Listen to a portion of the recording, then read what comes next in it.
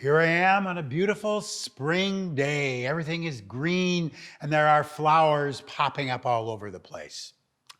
Beautiful spring flowers. Great to look at and great to smell. What? Uh-oh. These are fake.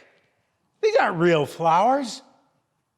They're great to admire, not much to touch, and absolutely nothing to smell. Really fake.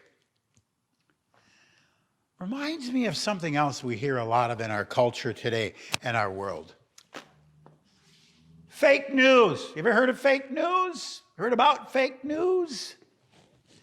Can hardly live in America these days without hearing about fake news. And what's fake news? I mean, it pretends to be news, but it's not real.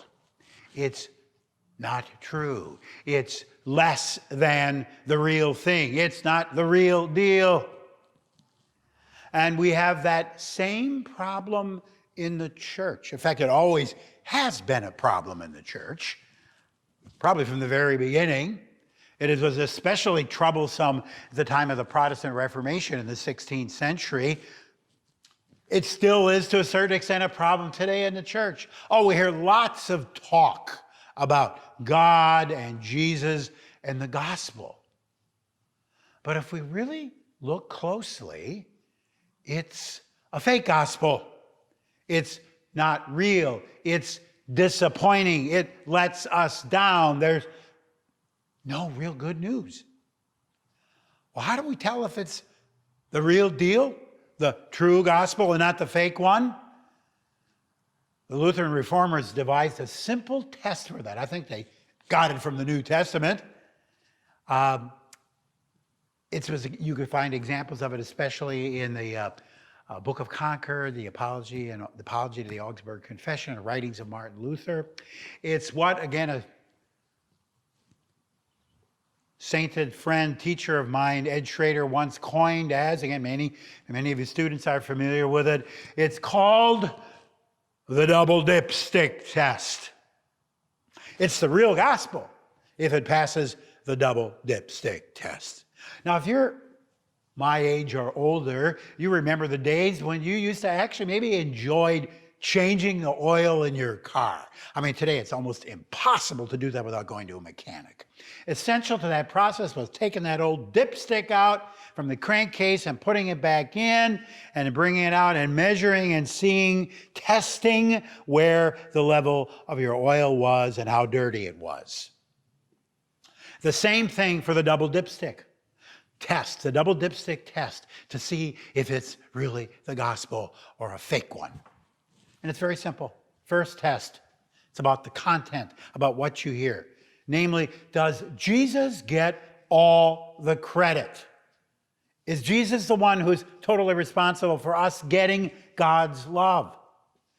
It's not that we got to do something. It's not that we have to add something or contribute something from our part in order to be really a Christian or really deserving or to show that we are really loved. No, it's all about Jesus. It's not Jesus plus anything else. It's not conditional. It's not if then. No, it's not up to you. It's all up to Jesus because of what he does. Therefore, you are forgiven and you get in on the goodies.